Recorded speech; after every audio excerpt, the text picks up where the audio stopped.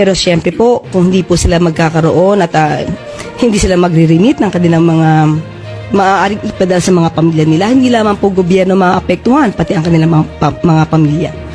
So, sana po ay maging mahinahon tayo sa ganito mga klaseng issues. Alam mo ninyo, karapatan ng ating mga overseas Filipino workers, karapatan po ng ating Filipino migrants, magpadala o hindi magpadala ng pera sa kanilang mga kamag-anak. At wala po tayong pakialam doon.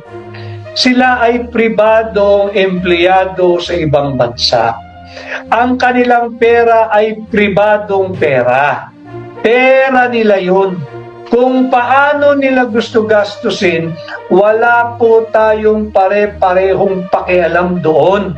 Kaya yung mga nagsasabi na magugutom ang pamilya, bakit po ba mas marunong ka pa doon sa may pamilya na ayaw niyang magpadala? Hindi naman po perpetual or forever yun. Ito ay paninindigan ng mga overseas Filipino workers. Ito ay paninindigan ng Filipino migrants. Ito po ang kanilang paniniwala bilang susong sa panawagang Bring Back Tatay Digong Home. Yan ang kanilang pamamaraan